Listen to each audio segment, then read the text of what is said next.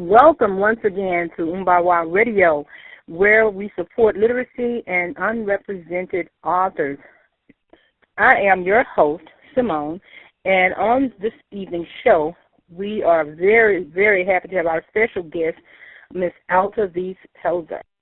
Let you fill you in a little bit this evening about Miss Pelzer. Miss Pelzer, CLC, host of Our Voice Matters on Wild TV and the hashtag Morning Press series on Periscope and Facebook, has become a published author in the year of 2016. Her most recently released book is the second in an 8-part series, Getting Through Difficult Situations, The Ripple Effect. This book is a follow-up to her first book, It's Okay to Cry.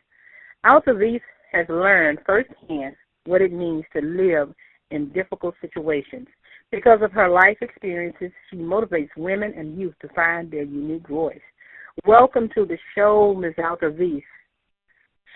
Hello, and thank you for having me. Oh, it's an honor to have you this Sunday evening. I am super excited to talk to you about just your experience as a writer and just your journey as a writer. I just wanted to share that with that little blurb about you with our listeners. First of all, my very, very first question that I always ask each author on each show is, when did you first decide you wanted to be an author? So I've always loved to write. And as a child, that was something that my grandmother instilled in me, was the love of writing. So I have books and books and books full of poetry, story titles, story ideas, but I never knew that it was something that you could get paid to do. Let me rephrase that. I never thought it was something that I could get paid to do. We know that we see those big name authors and they sell all of these books and things like that, but for me, it was like having that opportunity never really manifested itself until recently, but it was always a desire in my heart. Okay. And doing this, becoming that process of coming to that realization, and like you said, to see if it was something that you really could be, you see people being paid for this, to see if you really could be paid for doing something like this. How did you decide on an idea for your first book? So that's where the story, blows up, because it took me 8 years to finish my first book. And here it is, I'm about to publish my fourth book in less than a year's time. And so I really fought myself, even though I realized that I had a story to tell, even though I realized that I had something that people really needed to hear that could help somebody. Mm-hmm. I fought myself tooth and nail, from saying that no one would buy my book to saying these things to ourselves. And I think a lot of times that's the biggest battle, is that internal one. And so, who would want to buy a book titled It's Okay to Cry, which is the title of my first book? If people bought my book, it would only end up at the Goodwill or in somebody's yard sale, because I am an avid reader, and I'll go to the Goodwill and buy books upon books. And it was just in my head that that's where it would end. Not really focusing on the fact that somebody had to buy it first for it to get to that point, but having that in my head. And I think a lot of authors who have gotten something published have had that same struggle. Is somebody really going to buy it? Are people really going to be interested in what I have to say? Or the other big lie when it comes to being an author is that it's a saturated market, so there's already enough people doing it. Exactly. I've heard that myself, to be honest. In the process of, and I read the blurb about a little bit about you and what's behind you and your books, your writings. What are some of the life experience that led you to the first book? what was it that happened that led you to put that into a book, into words, to write about it? So the first book is about the process of me going through finding out that my daughters were molested, going through that process, no one ever knowing, because I had not told anyone, that I myself had been molested as a child. So I was going through it, and with some type of my own little secret. So it was something that I hadn't healed from, but now here it was. I had to go through this process of trying to heal them. And that whole idea of, as a parent, we never want our children to suffer. We never want them to be in pain. So, we're the mom that has the Band-Aids for days and the peroxide, and we have cough syrup. We have like a medicine cabinet in our pocketbook because we want nothing to ever happen to our children. And here it is, something not only happened to them, but it was something that I couldn't put a Band-Aid on. Exactly. Something, I know the feeling as a mother, you can't fix it, and that's the worst. That's the worst feeling in the world. I know I have only one daughter. As to my knowledge, I don't think she's been molested, but there have been some things that have happened to her in her life, and it just was out of my control. And it's something I couldn't do anything about it, and I understand that feeling. It's like there's nothing you can do about it. You just have to help them work through it, like you said, to help heal them, to help them to go on. And I know exactly where you're coming from as a parent. That's the worst feeling in the world. It's not like a bobo, mama kiss it and make it better. That's just one of those situations. And exactly. And when I think about, you said your topic in the first book, what led you to it, do you think in the process in preparing and being apprehensive, and a lot of people have things happen to them, and I can vouch for that. My thing, being a first-time author and writing about my experience in my marriage, experiencing domestic violence, and I think my thing with me about putting it out there and sharing it with the world wasn't so much about making money off it, but once I put it out there, I felt like everybody would know what happened to me. And I think I still, at some level, I was still dealing with guilt and dealing with being, just ashamed about it. So even though it was a form of therapy, and since I've released that book, it has done work with me, the world of good. And I wonder, was that a little bit of what you think your apprehension was about writing to? Maybe, like you said, nobody knew of sharing that. Did you have to share that, what actually happened to you in your book? Not to you, but to you and your daughters. If it happened to them, it happened to you. You think that was a part of the apprehension of wanting to, to write that first book? And yeah, I think that was a piece of it as well, because it was the idea that let's be naked. Let's take it all, let's be naked. Let's take it all out there. Put it all out there. We as women want to present ourselves as having the S on our chest. For our children, in our marriages, at work, that's one of the biggest things that we do, is we always want to present ourselves as having that S on the chest. We can multitask. We can do it all. And here it is. I was putting a book out there that said, guess what? I broke down. I had moments where I cried through the night because my daughters were having nightmares, and there was really nothing that I could do to save them through this process. And the process was going to go further than just that moment. And that's something that people don't realize when it comes to molestation and abuse, is that it's not a one and done.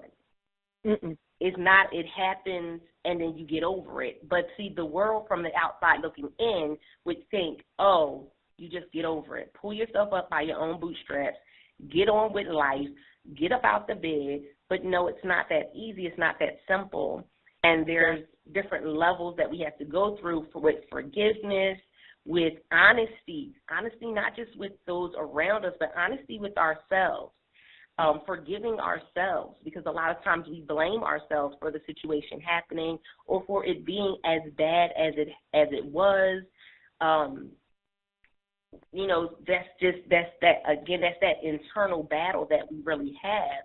But we as women, we really, really want to present ourselves always as having that S on the chest. And I had to get to a very vulnerable point with writing the book and being honest. No, I did not do everything right. No, I did not make all the right decisions. Yes, I slipped out on people. Yes, I fell out and cried. Yes, I thought I was going to pass out when I found out that it was both girls and not just one. Yet I went through all types of emotions. It's real. You know what? As you were speaking about the portion about people, well, not understanding, from the outside, thinking that you get over it. I wish if you were near me, I would just shake your hand to hear you say that for this simple reason. In any abuse, whatever form it comes in, you just don't get over it. It's not something that you get over. Some people never get over it. I think it's something that you live with. But you understand it. But you have to go, like you said, steps. It's a process. I was somewhere speaking about my experience in domestic violence, and I remember this man saying to me, and I will never forget this. He said, "You ought to be over it by now."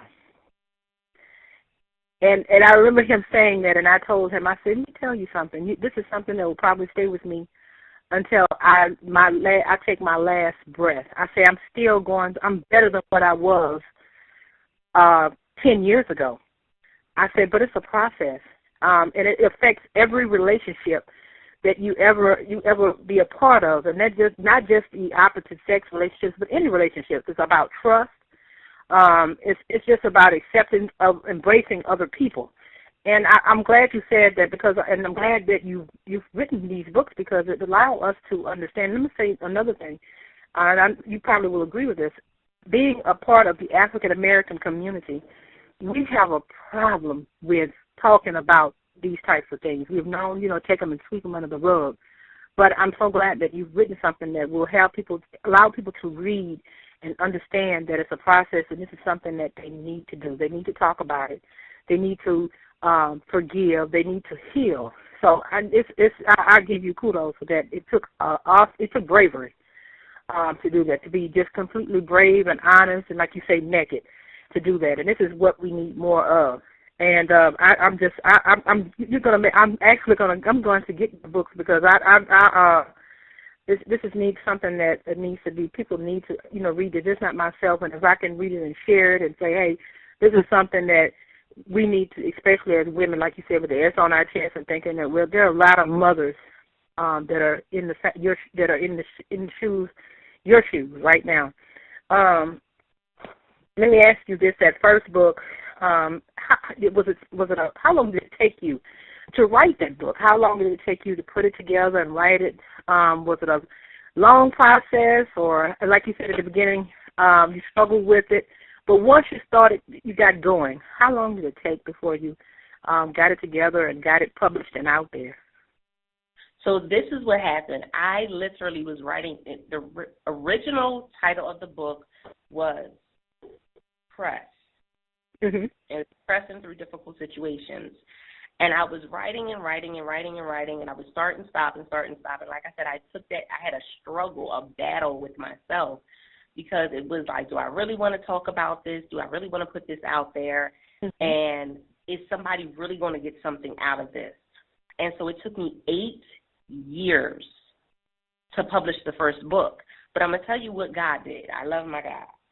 I'm going to tell you what he did. So, I was struggling, and, I was typing up some stuff, and I was, putting it all together, and he just dropped it in my spirit that, someone may need the whole book, and that's okay. Somebody may want to read every part of it. But there's people out there that just need what each chapter was that I was writing. They just need that piece. And so he was like, so your first book is already done. And when I looked at it, literally my first book, the first chapter was already 10,000 words. My goodness. And I was just like, oh, okay, so let me get on the ball with that then. But definitely it was exciting because, it was like, here it was, I was thinking, again, we go with these stigmas and we go with these, these cookie cutter, what an author should look like, what a woman should look like, what a mother should look like. We go through all this cookie cutter stuff. And here it is, I'm looking at something and I'm like, okay, I can publish this, and this is a book. And not only is it a book, but it's a book that somebody may need. And so throughout the time, he had put people in my path that I would talk to about what I had been through, about what my girls had been through. And the response that I always got was, I've been there. This is something that's needed. I've been there. And the closer I got to that point when I finally said, okay, I'm going to go ahead and publish it, I literally had people connecting with me and saying, I've been there. I've gone through the abuse. Or I even had a woman explain to me that her daughter had become a very well-known stripper. And it wasn't until in her adult years that she found out that the daughter had been molested.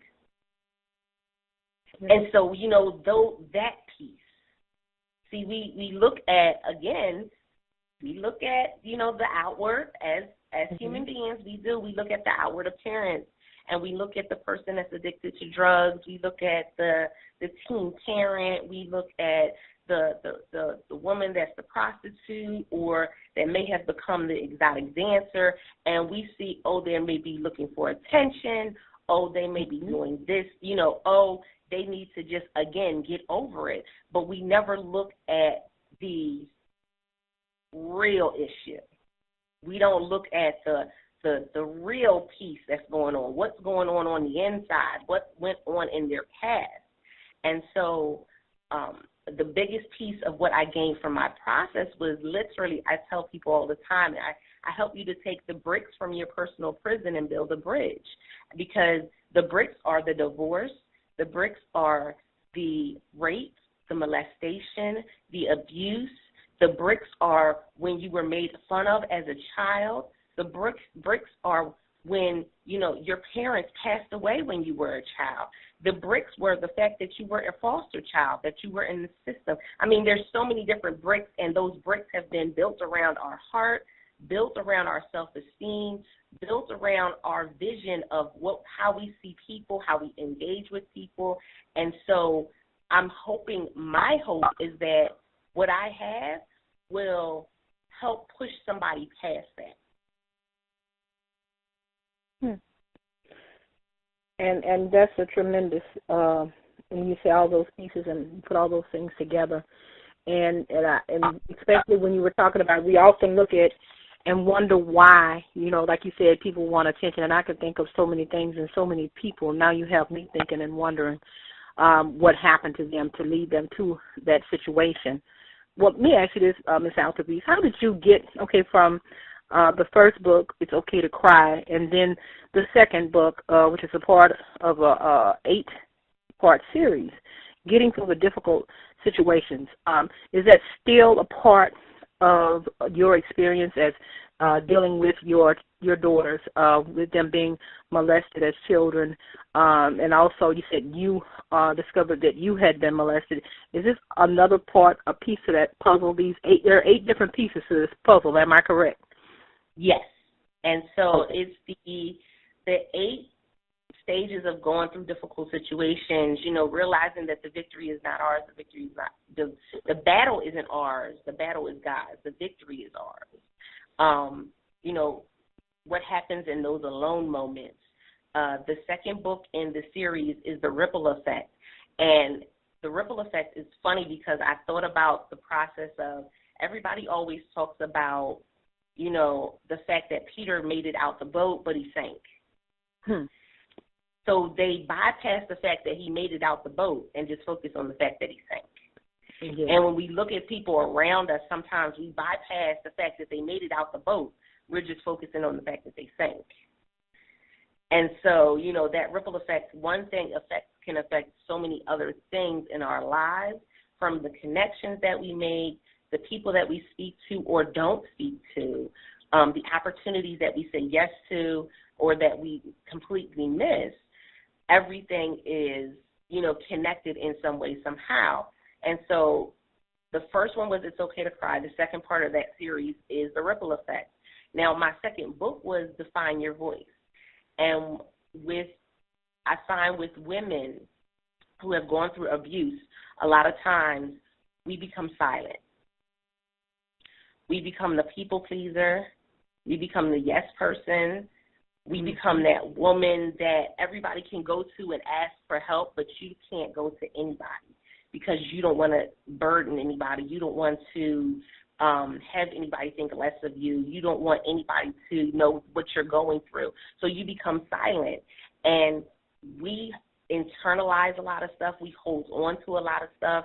And so that's what Define Your Voice was. It was, finding that voice again, realizing that, you can break out and you can be a speaker, you can be an author, you can be an entrepreneur. You can use that thing that she went through, again, that personal brick, and build a bridge. And for some, it could be as simple as, I went through abuse, and when I bake, that makes me feel good about myself. So that's your voice. That's your story. And when you bake, that's what you're sharing with other people. So that's what your audience needs to know, is that that's a part of the reason why you're doing what you're doing. Yes, indeed. It makes so much sense hearing you say it. So much sense. What you're saying, and I'm sure our listeners can relate to if they've ever experienced any form of abuse, or either have a child that has gone through some form of abuse, that they can definitely understand and know exactly where you're coming from. In the process of doing all of this, I'm looking at and I see some great women that you admire as your favorite authors, and actually one of them is we have in common is Dr. Maya Angelou, and also I see Michelle McKinney Hammond and Alice Walker. What is it about those three women, those three authors, that you think? First of all, what is it about them that's in common? They have to have a commonality, besides being African American, that drew you to them. Is it? I think. Correct me if I'm wrong. Maybe it's because of what Maya Angelou experienced as a young girl may have drawn you to her. I think that I may be wrong. So what commonality do they have that made them become your favorite authors? Or maybe they're completely different reasons why. So it's their strength. And, sometimes, the story or the idea of the quiet storm. Mm-hmm. And so each one of them has been very strong, have been very powerful. They've made some amazing advances for women, for not just women of color, but for women in general. But it's that quiet strength. It's that I'm using my purpose, I'm using my passion to change the world.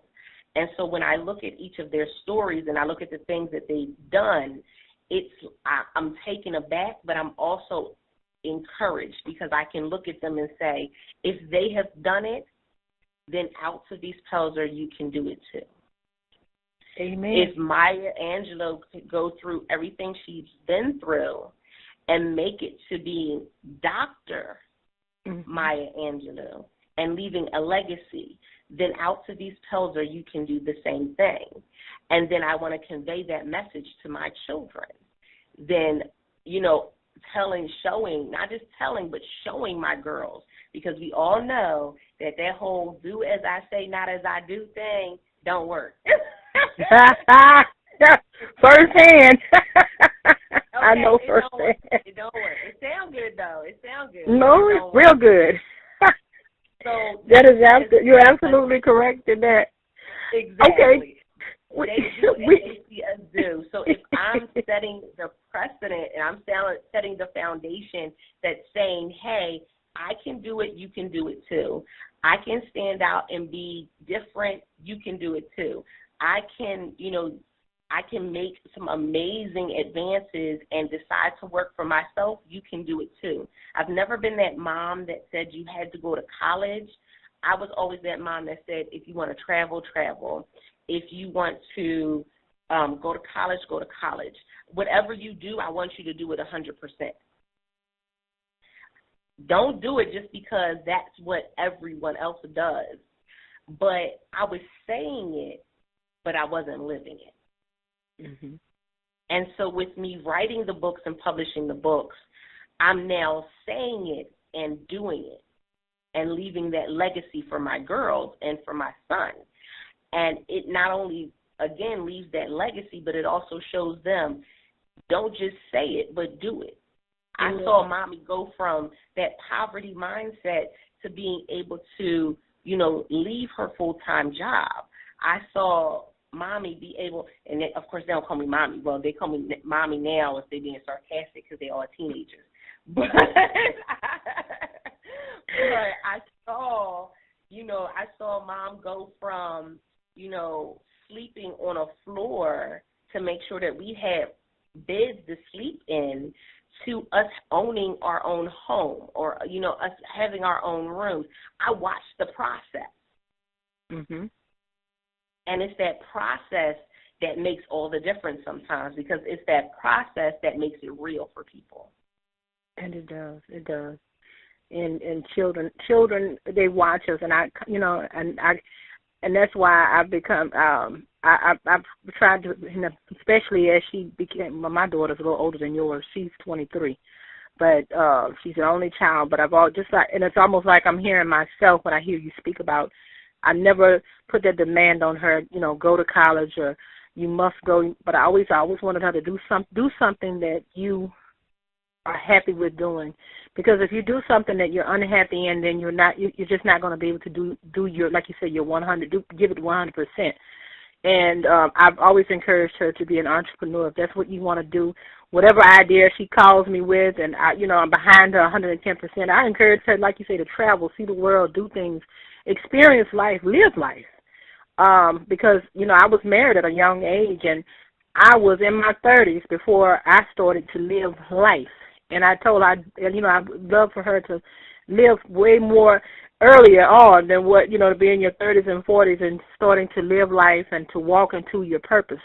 But as, God has a many way of doing things. That was my story that he had brought forth for me. It was my journey, and my journey may be for her to learn from my journey, to see how things, like you said, going from being divorced, walking away from a marriage with absolutely nothing, but being able to provide for her to, have her own room, to have a house.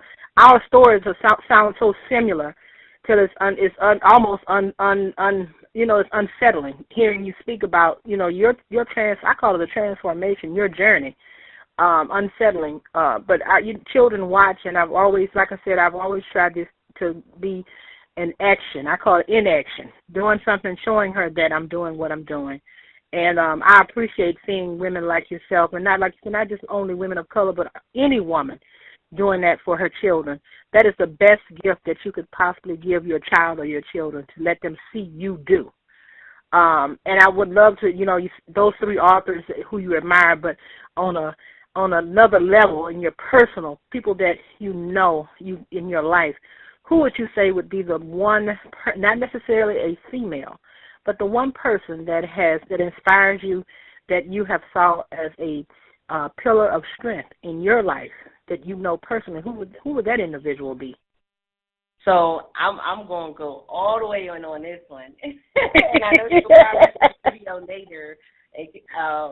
She'll see this later. But my business coach. And okay. I've only been with my business coach for about a year. Mm-hmm. Since early 2016. But she's been here through this whole journey, from me publishing the first book. I've taken several of her classes. And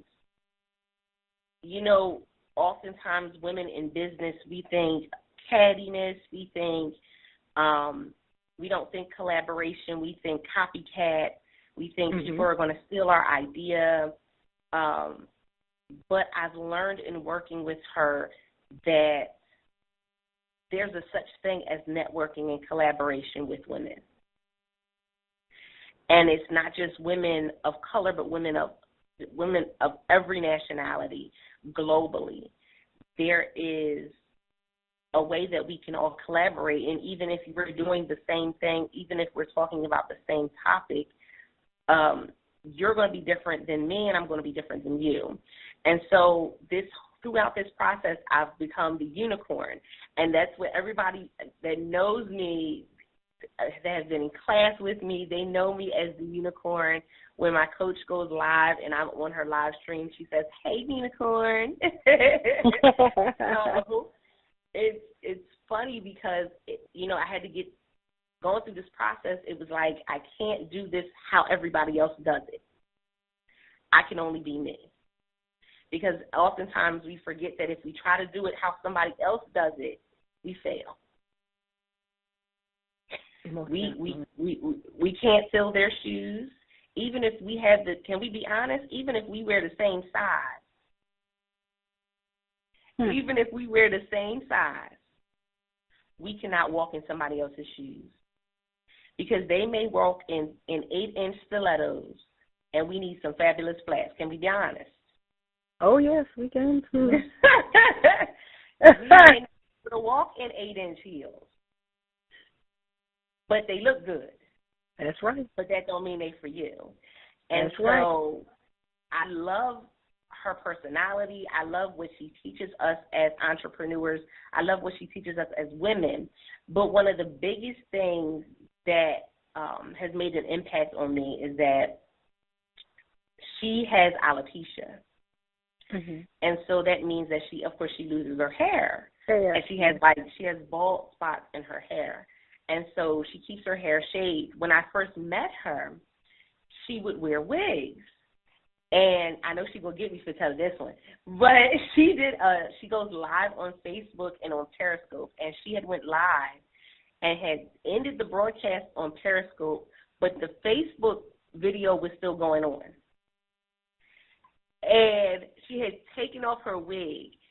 And it was just, it was hilarious because of the face that she made. But she used it. Mm-hmm. And when she came back with her head shaved, completely shaved. And she is a beautiful woman. Her name is Danielle Winningham. Beautiful woman. She came back with her head shaved. She did a magazine photo shoot with her head fully shaved, no wig. Her makeup was beautiful. And she has not put that wig back on since. Mama. And so even with the bald areas, even with, with most women, we would have what? Because, yes, people laughed. We would have been humiliated. Yes. And was completely shut down. She used it. Yep, she owned it and she used it. And, and that's definitely a sign of strength. That's a sign of strength. And it's a good thing we have as women. We have someone like that. And it's, as you said, there's so much pettiness and where we're unable to network and collaborate. And that's something I'm hoping as women that we can grow and get past, because so many great things that we could do together to make the world better, especially for women and also for our children, would be a great thing. And I'm thinking that just from listening to you speak, I'm quite sure you do quite a bit of maybe speaking yourself. Are you doing any motivational speaking, or are you speaking to the youth, or are you speaking to? I'm excited. So I have done. It has just been phenomenal this past year. So I went from last year around this time, last March, I was doing my second ever teleconference. And I was super excited because it was my second time that I had ever done anything like that. I had led youth group at church and, things like that, but it had never been something on this magnitude for me. And I was super excited, and, had done the second one, and then I was preparing for a third one. And then here it is this year, I'm doing maybe about 2 live events per month. Okay. I'm doing telesummits. I'm doing, of course, interviews all over the place. But it's definitely a big jump from last year. And I love it. To be able to say that I'm able to do this full time now is an amazing feeling. Being able to say that I can be full time of standing in front of women and empowering them to get out of their comfort zone, empowering them to utilize, to define, to accept, and to use their personal voice is amazing, because for so long we've been told, sit down and shut up. Exactly.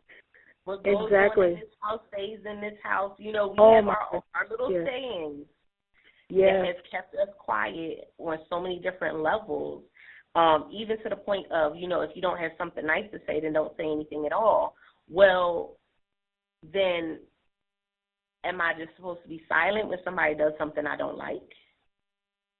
And we never really looked at, these sayings in that aspect, but really how did they map our futures? How did they, guide us along this path, along this journey?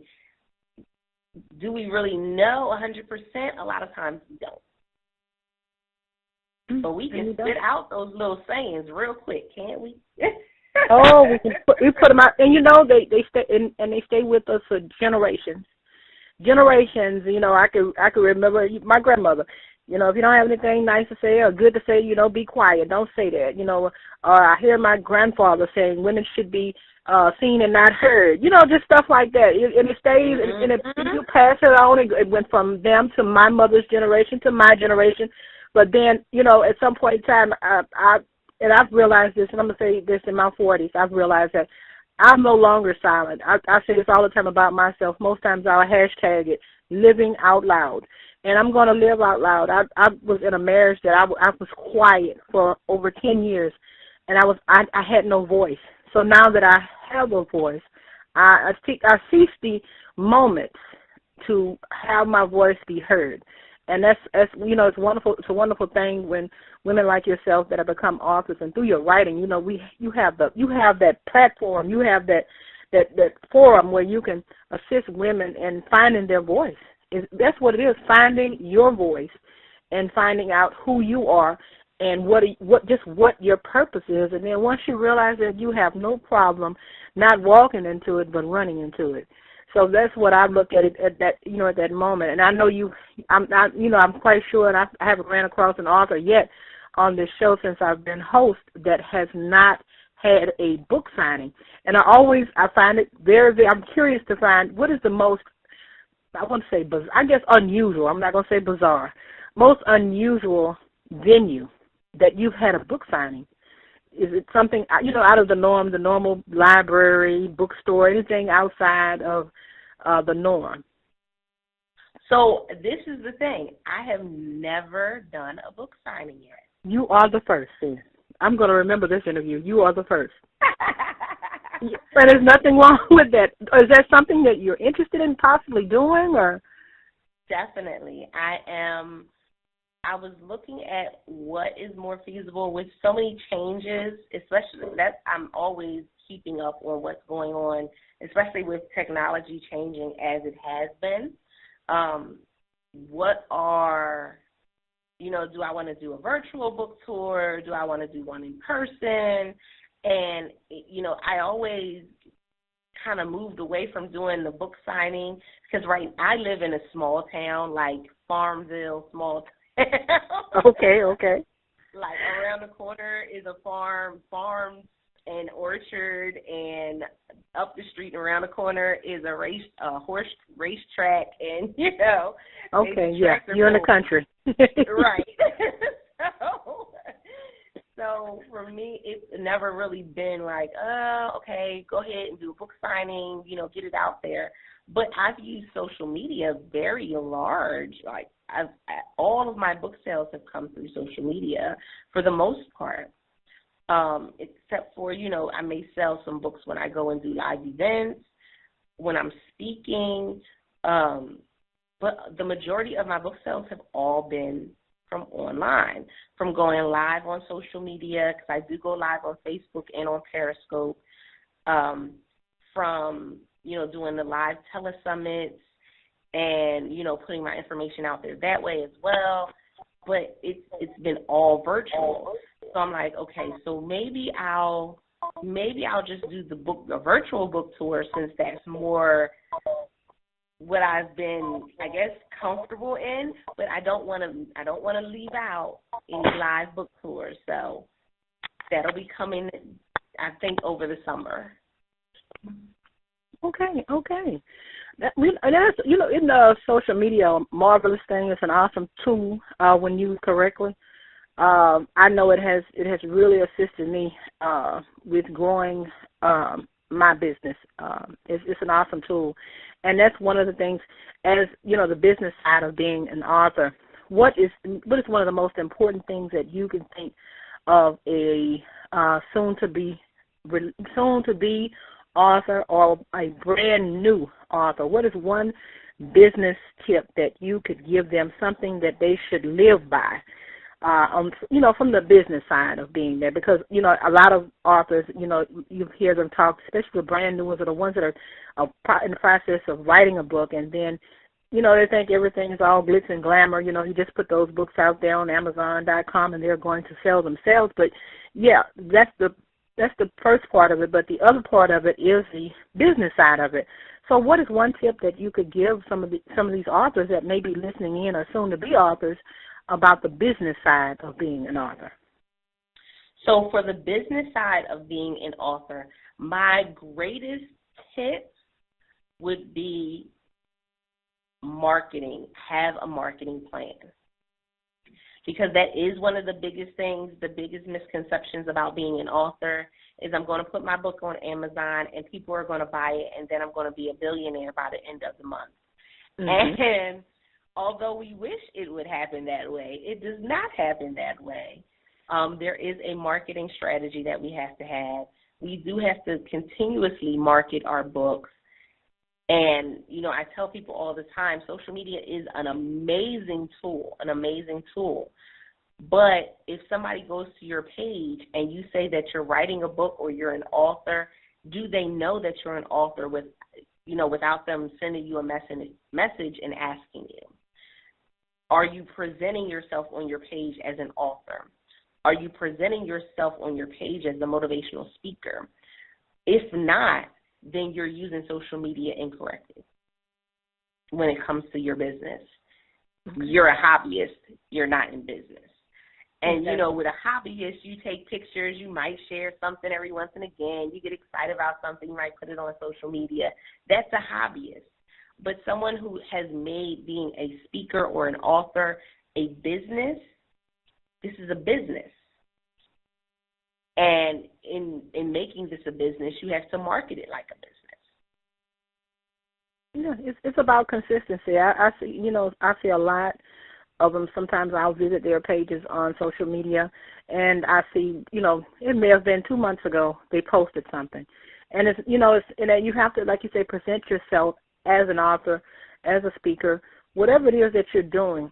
You have to present yourself that way. So you have people that will follow. You have, I say followers, people that follow you on social media, and they're looking to see what's going on. You actually become a part of their lives.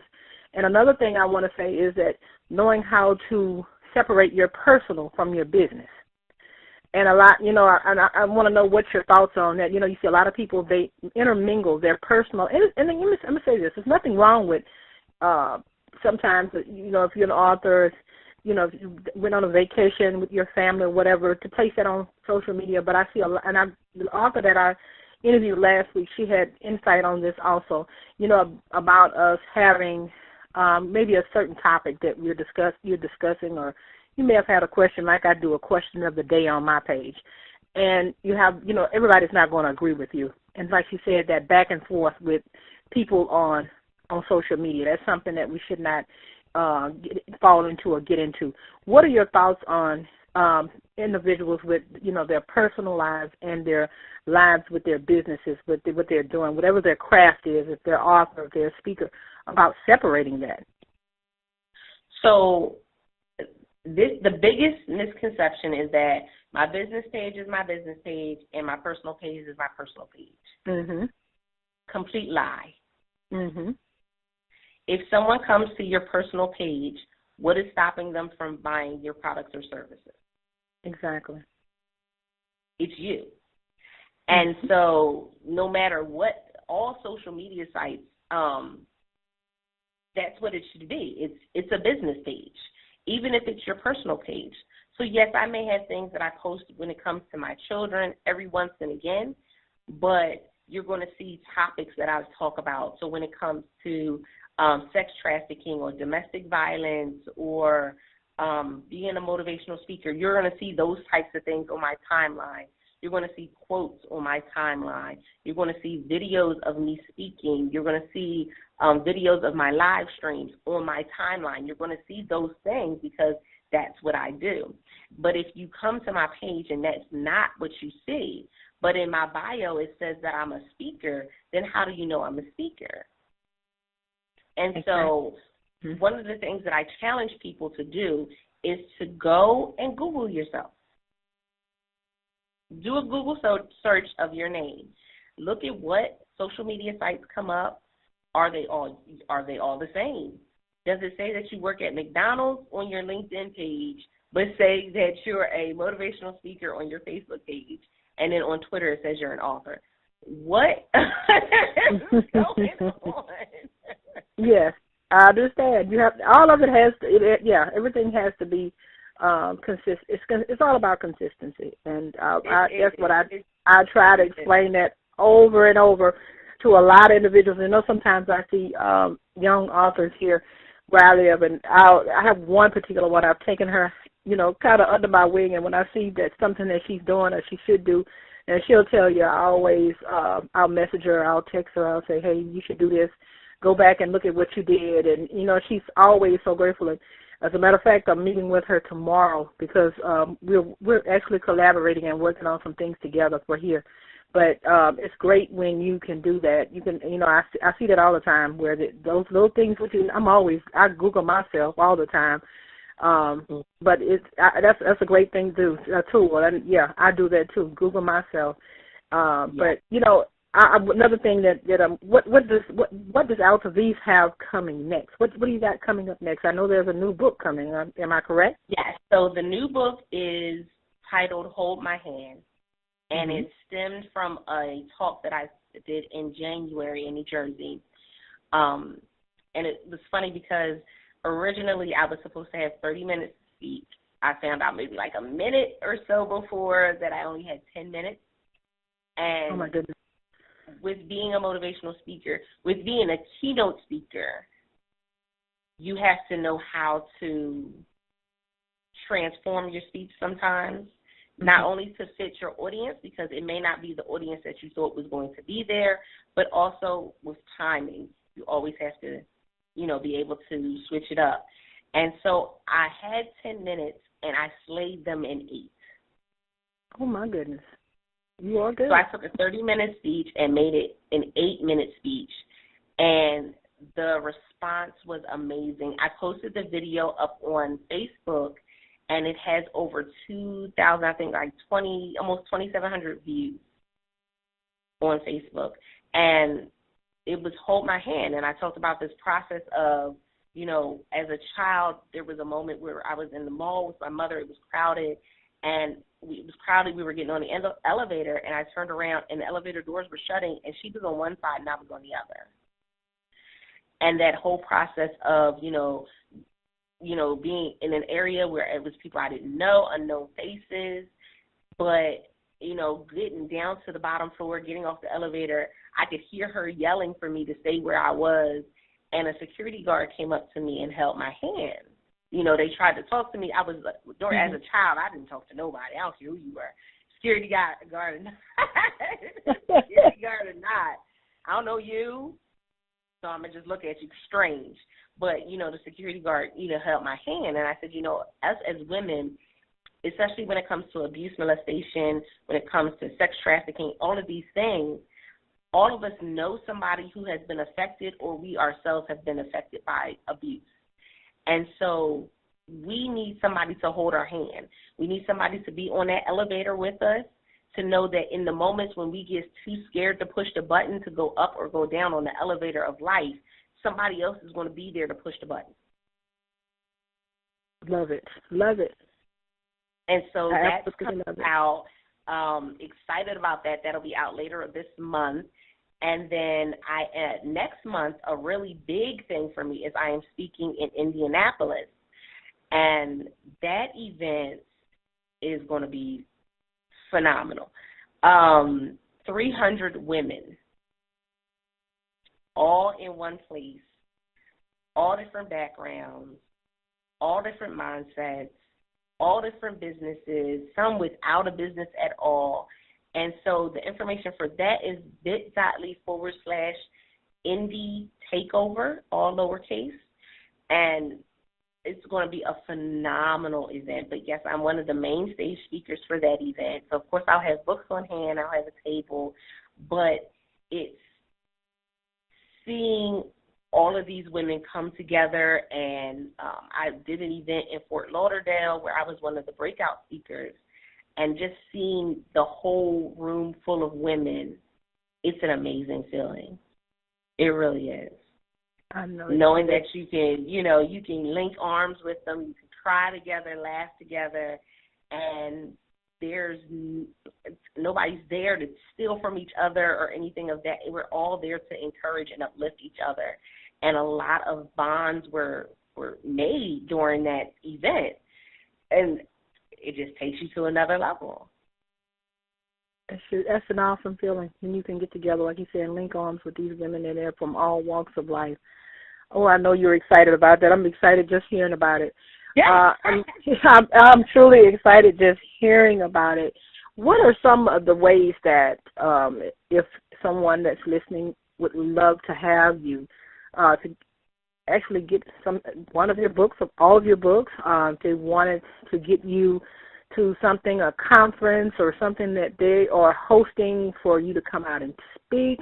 Where can they see you? Your YouTube channel, if you have one. Where can they get with Altovise Pelser? So there's a couple different links that I have for you guys. So to look at all of my books, you can go to bit.ly/press series, PRESSSERIES. And that will take you to my author page, my author central page, and you will see all of the books that I have available right now. Also, if you would like to have me come and speak or host an event, contact me by email, contacts@altovisepelser.com. We always respond back within 24 hours, less than that, but we always respond back within 24 hours. contacts@altovisepelser.com. And then I have something for all of your listeners. So because you have listened to me ramble on today,